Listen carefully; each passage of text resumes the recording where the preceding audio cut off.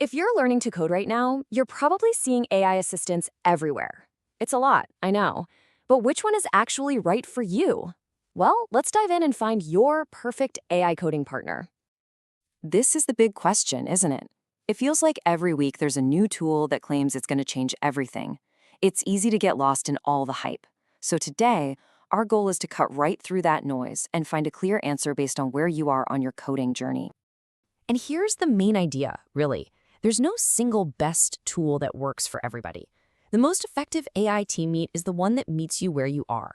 It doesn't matter if you're just writing your first Hello World or if you're building your first major project.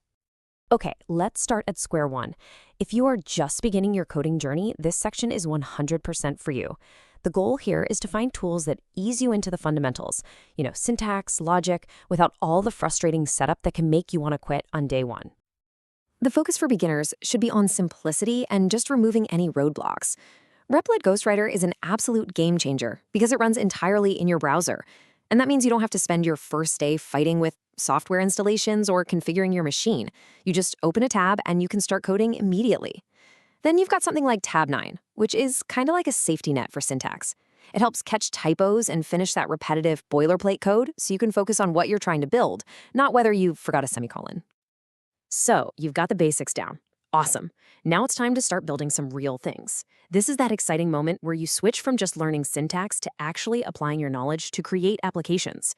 And the tools for this stage, well, they're a bit more powerful. And here we start to see the next level of AI help.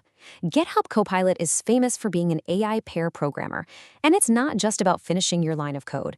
I mean, you can write a comment that says, / create a function to get user data from an API, and Copilot might just generate the entire 10-line function for you, arrow handling it all.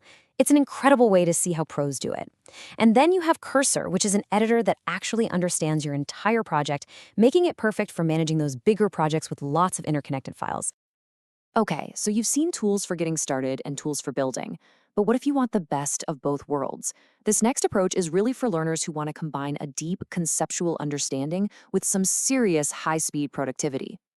The really crucial thing to get here is that AI can play two very different roles. Think of a general AI helper like ChatGPT as your personal tutor for concepts. It's your why engine. You ask it things like, what's the best way to manage state in my React app? Just to understand the theory. Then, on the other side, you have a coding assistant, like Copilot. That's your how engine.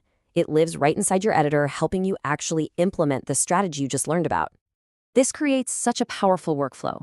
You use one tool to understand the what and the why, and then you use another to speed up the how. For instance, you could ask ChatGPT to explain a really complex algorithm. Once that light bulb clicks on and you get it, you turn to Copilot to help you write the code, with it suggesting syntax and structure as you go. This mix of theory and practice is really the best balance for learning effectively while still getting stuff done.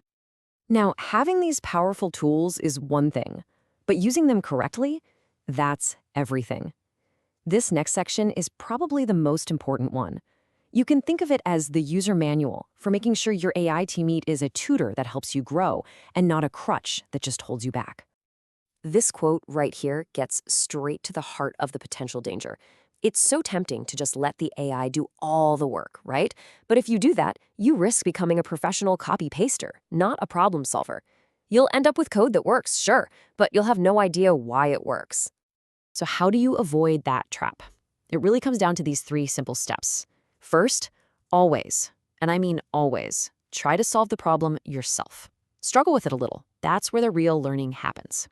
Second, when you do turn to the AI, use its output as a clue or a hint, not the final answer. And third, this is the most critical rule of all. You must review and truly understand every single line of code the AI generates before you use it. No exceptions. Let's just reinforce that last point one more time. These AI models are amazing, but they are not perfect. They can make mistakes, they can introduce bugs, or use old, outdated practices. You are still the programmer in charge. Your job is to be the critical reviewer of your AI suggestions. So we've covered the different stages of learning and the right way to use these tools. Let's put it all together. What is the ideal combination of tools for someone who's learning to code right now, heading into 2025? Here it is. This is the recommended learner's stack.